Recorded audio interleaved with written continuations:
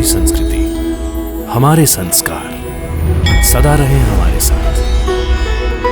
भारत की पुरातन गाथाएं और महान संतों की वाणी। सब्सक्राइब करें तिलक कथाएं। किसी भी भूखे की भूख शांत करना मेरी तृप्ति करने के बराबर है। हर प्राणी मात्र में आत्मा होती है जो परमात्मा का ही अंश है। भूखे की भूख मिटाने का मतलब है उसकी आत्मा को तृप्त करना, मतलब परमात्मा की पूजा करना।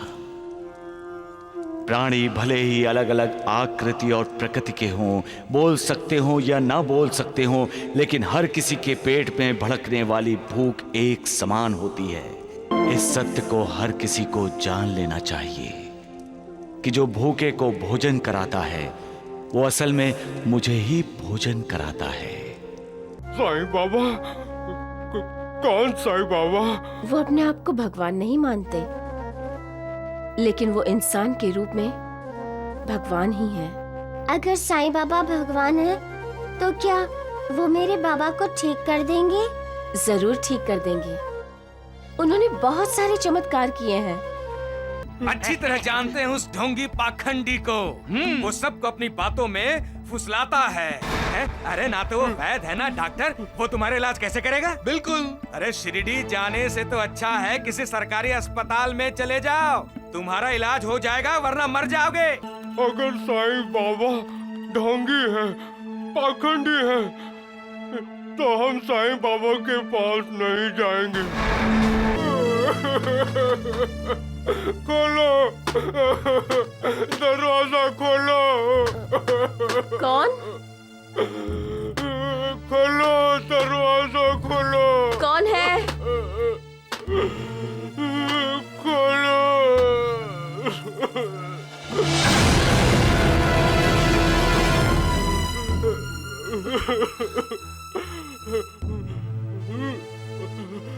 कौन हो तुम?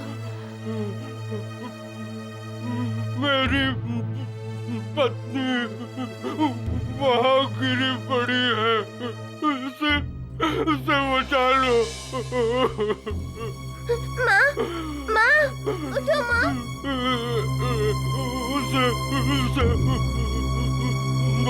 उसे बचा लो। अरे उठो, उसे उठो। बचा लो। बचा लो। माँ, होश में आओ। माँ, माँ, माँ, माँ, होश में आओ। बचा लो। माँ, माँ, आंखें खोलो माँ।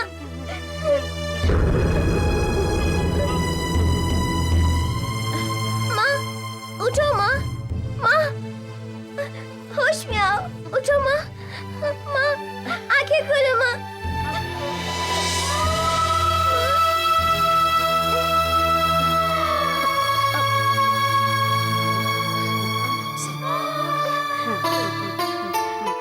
लो, पानी पी लो।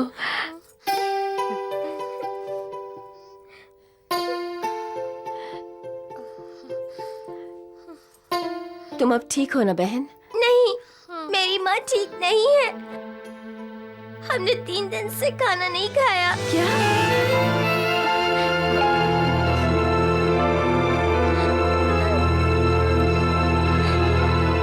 आओ, मैं तुम सबको खाना खिलाती हूँ। किसी भी भूखे की भूख शांत करना मेरी तृप्ति करने के बराबर है। हर प्राणी मात्र में आत्मा होती है जो परमात्मा का ही अंश है। भूखे की भूख मिटाने का मतलब है उसकी आत्मा को तृप्त करना, मतलब परमात्मा की पूजा करना। प्राणी भले ही अलग अलग आकृति और प्रकृति के हों, बोल सकते हों या ना बोल सकते हों, लेकिन हर किसी के पेट में भड़कने वाली भूख एक समान होती है।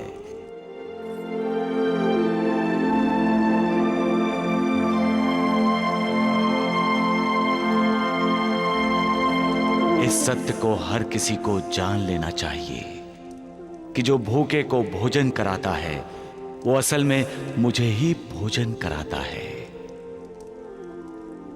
सबका मालिक एक। बहन, आज तुमने पेट भर खाना खिलाकर हम लोगों को अपना दास बना लिया। ऐसा मत कहिए, मैंने कोई उपकार नहीं किया, बल्कि अपना आतिथ्य धर्म निभाया है। आपकी भूख प्यास मिटाकर मैंने तो भगवान की पूजा की है। बहन, साईं बाबा भी कहते हैं, जो भूखे प्यासे की भूख प्यास मिटाता है वो असल में उनकी भूख प्यास मिटाता है। साईं बाबा? कौन साईं बाबा? वो अपने आप को भगवान नहीं मानते, लेकिन वो इंसान के रूप में भगवान ही है। अगर साईं बाबा भगवान है तो क्या वो मेरे बाबा को ठीक कर देंगे? जरूर ठीक कर देंगे। उन्होंने बहुत सारे चमत्कार किए हैं, कई लोगों की जिंदगी बदल दी है उन्होंने। तुम्हारे पिताजी को भी वो नई जिंदगी दे देंगे। तुम इन्हें लेकर शिरडी जाओ, और यहाँ याद रखना, जो साईं बाबा पर विश्वास रखता है, उन पर श्रद्धा रखता है, उनका हमेशा कल्याण ही होता है। हम शिरडी जरूर जाएंगे। हम साईं बाबा की शरण में जरूर जाएंगे। मेरी शरण में जो कोई आता है मैं उसका उद्धार करता हूं। मैं सदा अपने भक्तों के अधीन रहता हूं। अपने भक्तों का दास हूं मैं। श्रद्धा और विश्वास से किया हुआ एक नमस्कार भी मेरे लिए काफी है।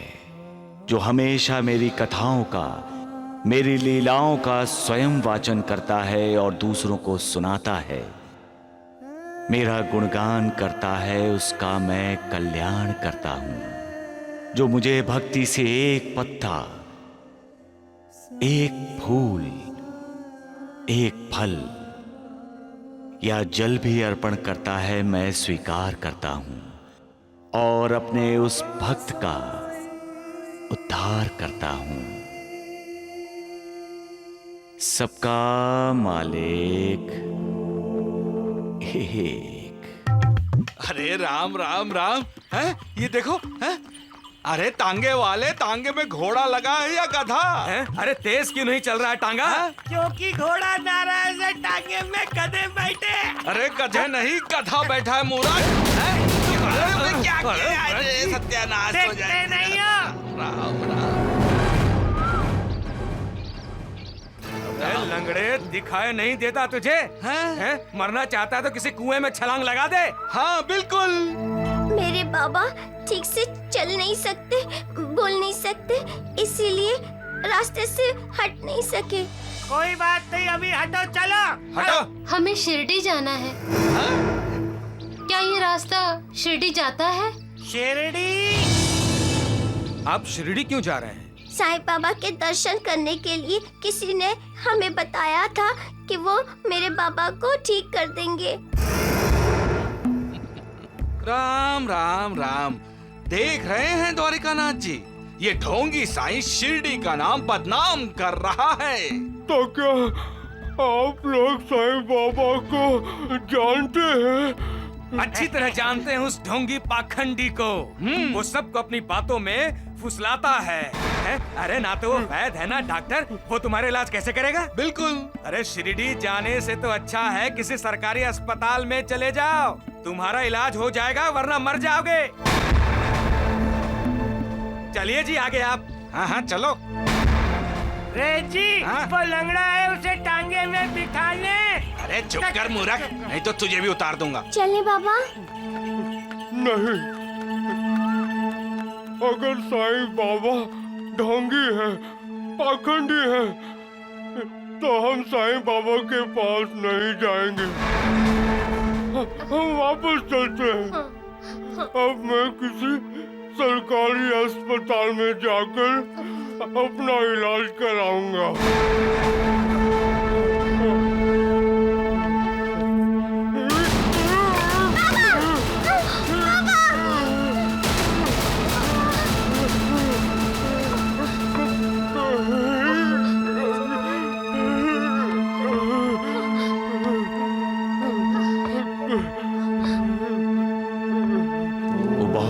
दुर्भाग्यशाली हैं जो मेरे बुलाने पर भी यहाँ आने से इनकार करते हैं। मैं यहाँ लोगों को पाप ताप शाप से मुक्ति देने आया हूँ।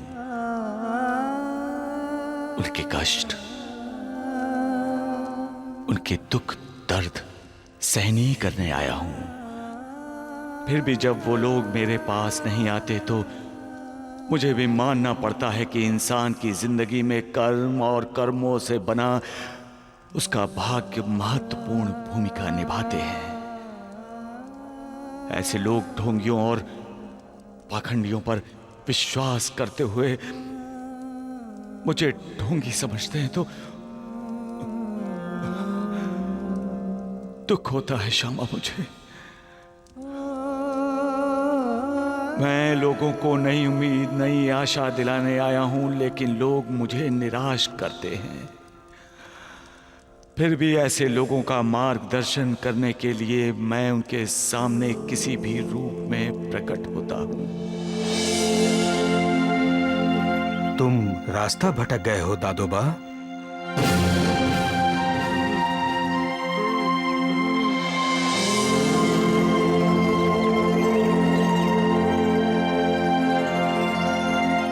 आप मेरा नाम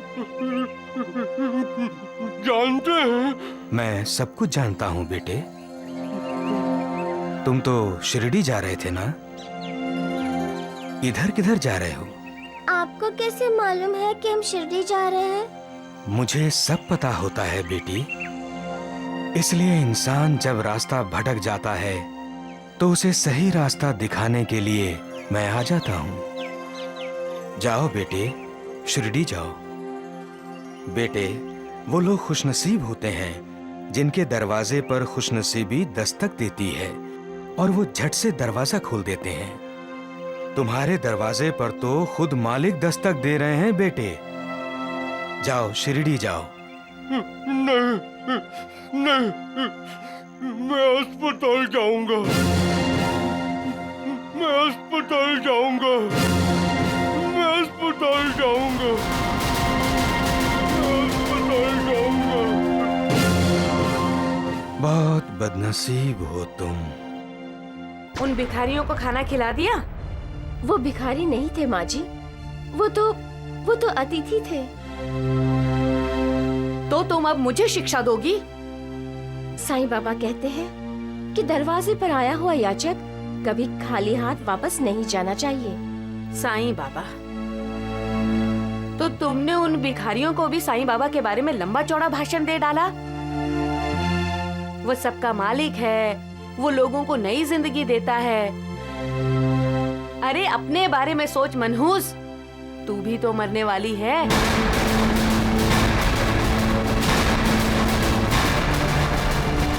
तुझे तेरे साईं बाबा नई जिंदगी देंगे? क्यों झगड़ा कर रही हो माँ? अरे तुझे तो इस मनहूस ने अपने पल्लू से बांध रखा है। जाओ, जाकर तैयारी करो। हम आशा के साथ जा रहे हैं लड़की वालों के यहाँ, तेरी दूसरी शादी के लिए लड़की पसंद करने।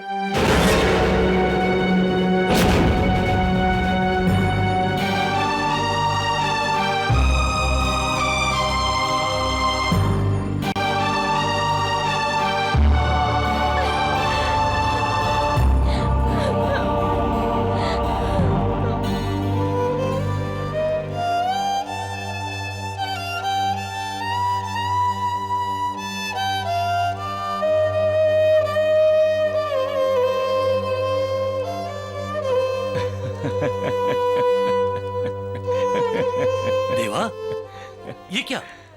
आप हंस रहे हैं? लेकिन गुरुजी, इनकी आंखों में आंसू हैं। साईं बाबा, आप हमें डरा क्यों रहे हैं? मैं भला क्यों डराने लगा आपको? मैं तो मालिक की लीला पर हंस रहा हूं। और क्या बाबा? मालिक के बनाए मर्द पुरुष की हालत पर तरस आ रहा है मुझे। ऐसा क्यों साईनाथ? सर्वश्रेष्ठ रचनाकार है वो। उसकी रचना श्रेष्ठ है।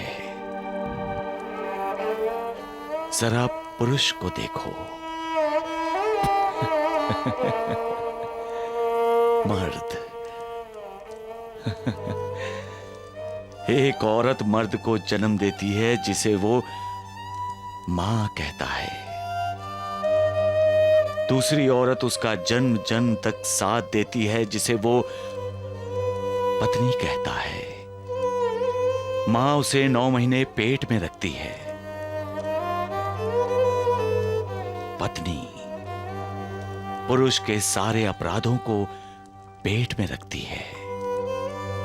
मां मर्द को जिंदगी देती है और पत्नी मर्द की जिंदगी बनाती है। मर्द को जन्म देने के बाद मां को लगता है कि उसका अपना जीवन सार्थक हुआ, वो संपूर्ण स्त्री बन गई। वही मर्द जब शादी के बाद अपनी पत्नी से एक रूप हो जाता है तो पत्नी को लगता है कि वो संपूर्ण स्त्री बन गई, उसकी जिंदगी सार्थक हो गई। मां और पत्नी दोनों औरतों का जिंदगी में एक अहम स्थान है। ये दोनों औरतें इस पुरुष के लिए ही जीती हैं और साथ साथ उस पर अपना हक भी जताती हैं। जब ऐसी नौबत आती है तब इन दोनों औरतों के बीच पुरुष मजबूर हो जाता है। वो ना अपनी मां को नाराज करना चाहता है ना अपनी पत्नी को। उसकी हालत त्रिशंकु की तरह हो जाती है।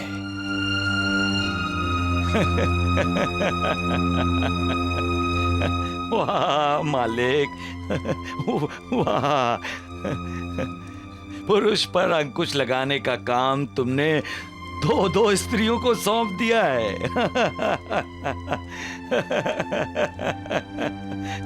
सबका मालिक एक। मैं अपना घर का पूरा काम अधूरा छोड़कर आई हूँ। अब मैं अपने घर जाऊंगी। अरे ये भी तो तुम्हारा ही घर है। नहीं बहना, ये घर अब रमाकांत की होने वाली नई दुल्हन का घर है। अरे मैंने रमाकांत से तो पूछा ही नहीं। क्यों रमाकांत, तुम्हें अपनी होने वाली दूसरी दुल्हन कैसे लगी? उससे क्या पूछती हो, मैंने तो उसे देखते ही हाँ कर दी थी। आशा बहन, मैं तो यही चाहती हूँ कि चटमंगनी पट ब्याह हो जाए।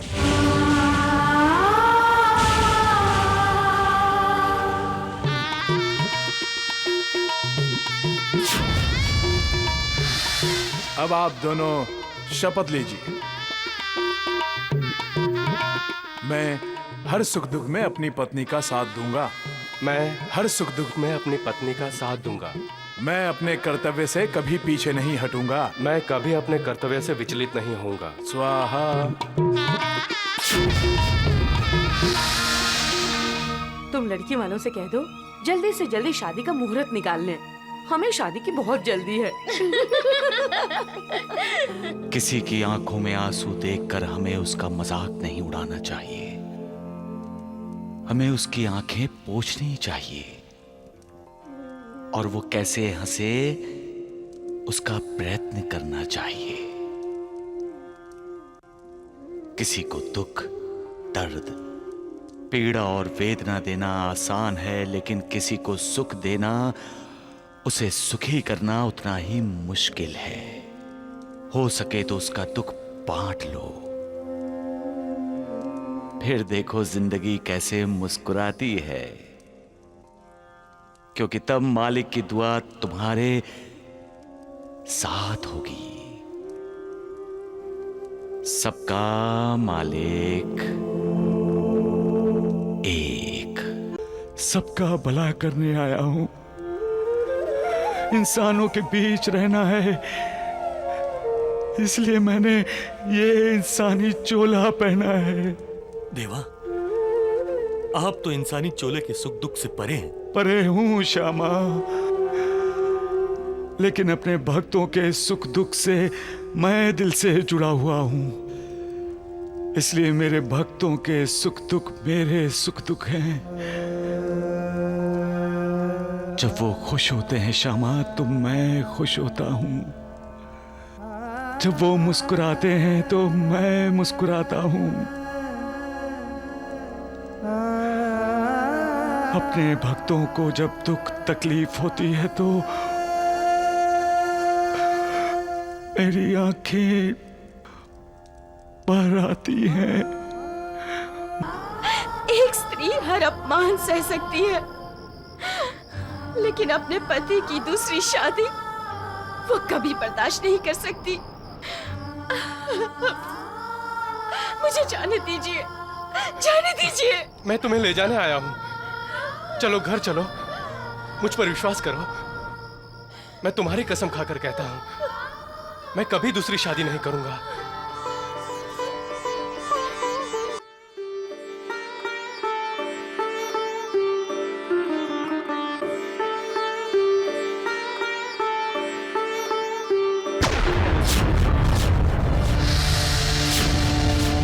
ये मनहूस किसे चिट्ठी लिख रही है? जब तक ये मुझे पोता नहीं दे देती, इसके मरने का भविष्य किसी को पता नहीं चलना चाहिए। इसके माँ बाप को तो बिल्कुल भी नहीं।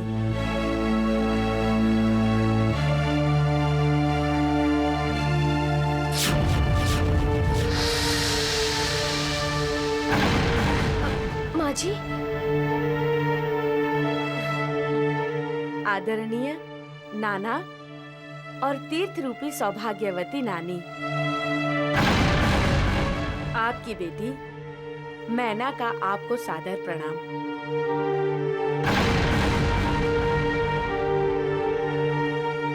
ये खत इसलिए लिख रही हूँ कि कुछ दिन पहले ज्योतिष आचार्य बृहस्पति जी यहाँ आए थे और उन्होंने मेरा भविष्य बताया कि मैं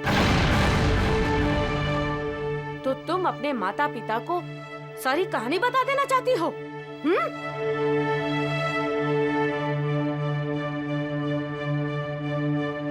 माँ जी, ये चिट्ठी मुझे दे दीजिए।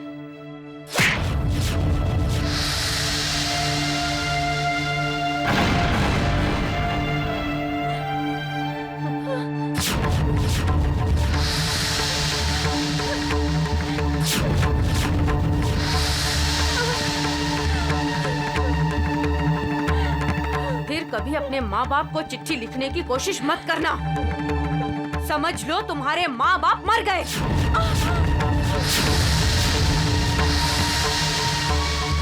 इस घर की बात इस घर से बाहर नहीं जानी चाहिए, समझी?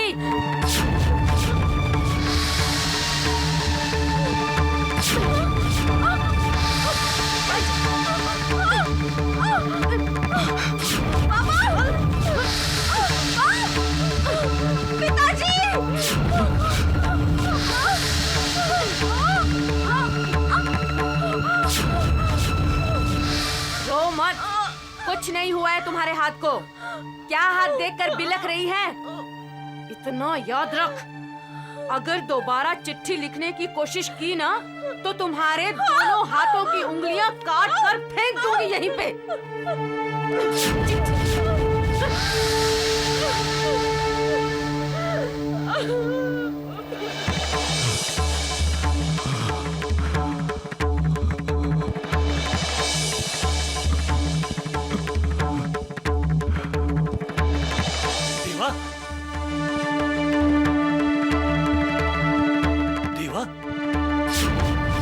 माँ, गुरुजी, बाबा का हाथ जल रहा है।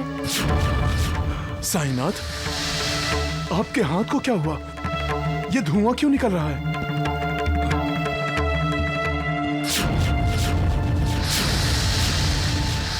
देवा, आपका हाथ तो जल गया।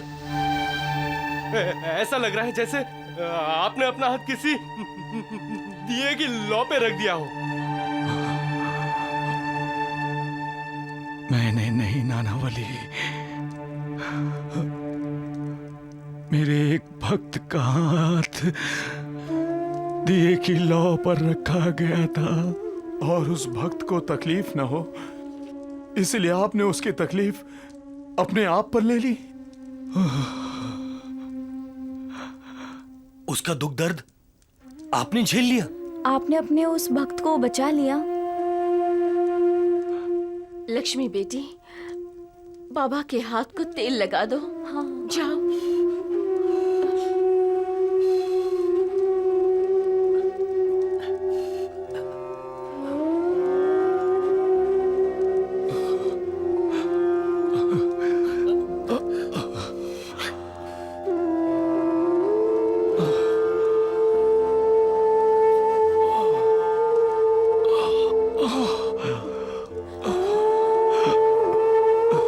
साईनाथ, बहुत तकलीफ हो रहा है।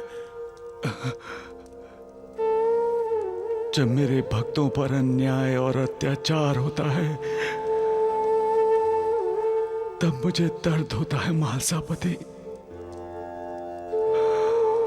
मुझे तब दुख होता है जब इंसान ही इंसान का दुश्मन बन जाता है, जब स्वार्थ परमार्थ पर हावी होने लगता है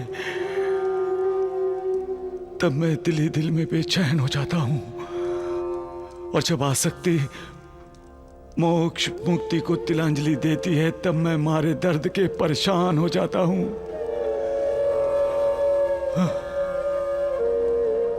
अपने शरीर के घाव मुझे दर्द नहीं देते, लेकिन अपने भक्तों का दर्द, उनके दिल पर लगे हुए घाव मुझे रुला देते हैं। मैं यहाँ सबका भला करने आया हूँ। इंसानों के बीच रहना है, इसलिए मैंने ये इंसानी चोला पहना है। देवा, आप तो इंसानी चोले के सुख दुख से परे हैं। परे हूँ श्यामा, लेकिन अपने भक्तों के सुख दुख से मैं दिल से जुड़ा हुआ हूं। इसलिए मेरे भक्तों के सुख दुख मेरे सुख दुख हैं। जब वो खुश होते हैं श्यामा तो मैं खुश होता हूं। जब वो मुस्कुराते हैं तो मैं मुस्कुराता हूं।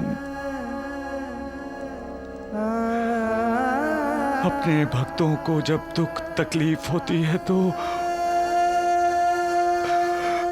मेरी आंखें बाहर आती हैं। मालिक का बनाया कर्मों का बंधन मैं तोड़ नहीं सकता, वरना हर किसी के नसीब का दुख दर्द मैं ले लेता। लेकिन अपने कर्मों के भोग तो हर किसी को भोगने ही पड़ते हैं। ये दुनिया बड़ी जालिम है महासापति, स्वार्थी है, निर्दयी है। कभी कभी मुझे ऐसा लगता है कि शरीर की मर्यादा में रहकर मैं मालिक का दिया हुआ काम पूरा कर भी सकूंगा। अगर मैं काम पूरा न कर सका तो इस शरीर के नाश होने के बाद भी मुझे शिरडी में ही निवास करना होगा। लोगों का दुख दर्द दूर करने के लिए, उन्हें करुणा देने के लिए, उन्हें सन्मार्ग पर लाने के लिए मुझे मृत्यु के बाद भी शिरडी में ही रहना होगा।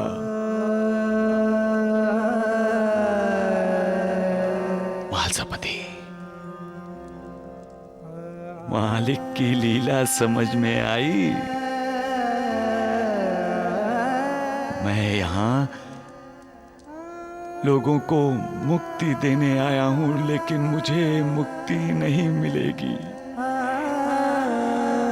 तब तक मुक्ति नहीं मिलेगी जब तक इस संसार में दुखों का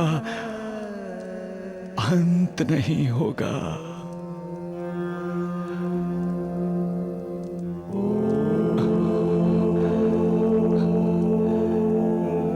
सबका मालिक एक।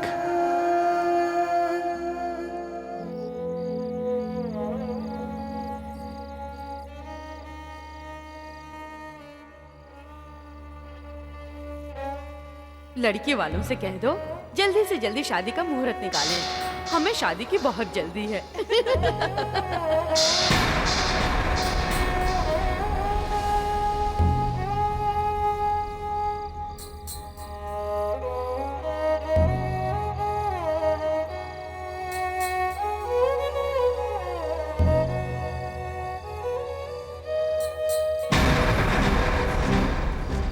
आपकी दूसरी शादी मैं सहन नहीं कर सकती। आपको शादी करनी ही है तो मेरी मौत के बाद कर लीजिएगा। आपका दूसरी शादी करना मेरे अस्तित्व का अपमान है। मैं ये घर छोड़कर जा रही हूँ।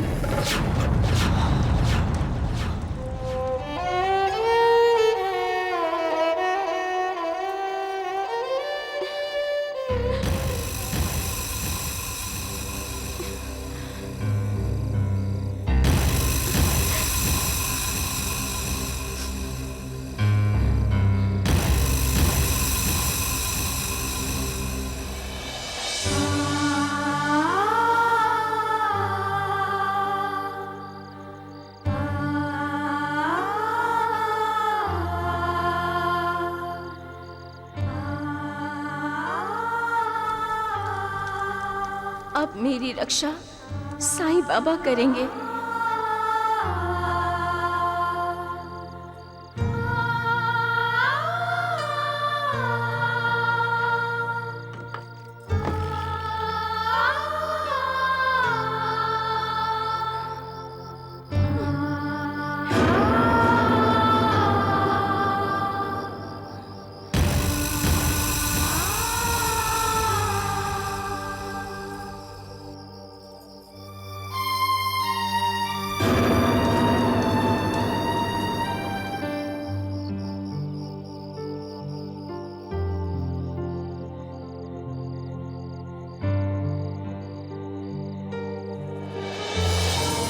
नाना, नाना, कैसे घोड़े बेचकर सो रहे हो तुम? हमारी मैना बिटिया कैसी है? तुम उसका हालचाल पूछने के लिए उसके ससुराल गए थे या नहीं? नाना। साईं बाबा। क्या हुआ? चिल्लाए क्यों? साईं बाबा। साईं बाबा? यहाँ साईं बाबा आए थे नानी।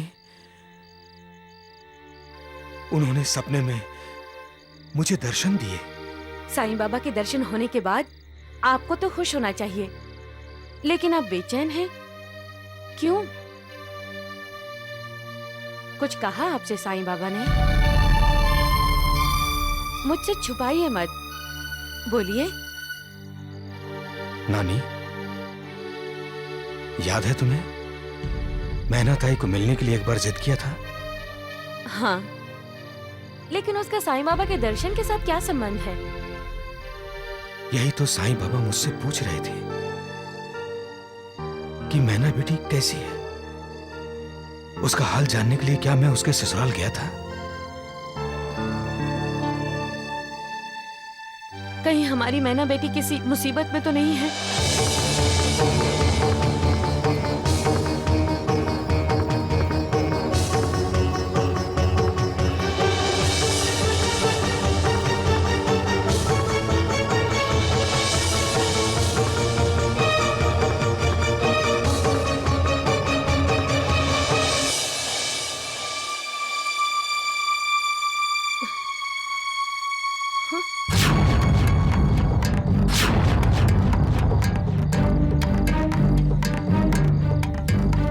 रमाकांत, अरे ओ रमाकांत! क्या हुआ माँ? क्यों नींद खराब कर रही हो चिल्ला चिल्ला कर? अरे घर में आग लगी हुई है और तू है जो सोना चाहता है। आग? अरे अक्ल के अंधे, मेरी बहू तुम्हारी पत्नी बिस्तर पर नहीं है, देखो। अरे उस कलमुई ने कहीं कुएं में कूदकर अपनी जान तो नहीं दे दी? ऐसा मत कहो माँ। अरे जाकर ढूंढ उसे, जा जल्दी ढूंढ के ला उसको, वापस लेकर आ।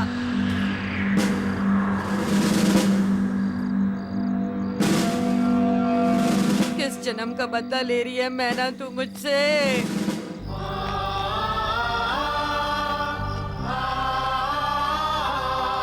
मैना, मैना, मैना,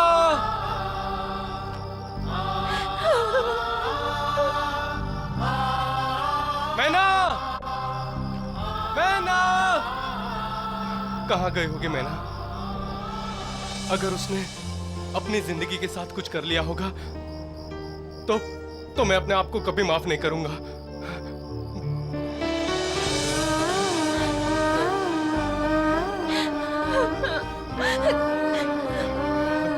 मैना,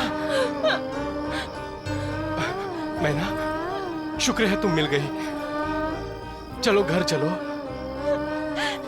नहीं, क्षमा चाहती हूँ। अब मैं उस घर में नहीं जाऊंगी। लेकिन क्यों? एक स्त्री हर अपमान सह सकती है, लेकिन अपने पति की दूसरी शादी वो कभी बर्दाश्त नहीं कर सकती। मुझे जाने दीजिए, जाने दीजिए। मैं तुम्हें ले जाने आया हूँ। चलो घर चलो, मुझ पर विश्वास करो। मैं तुम्हारी कसम खाकर कहता हूँ, मैं कभी दूसरी शादी नहीं करूंगा।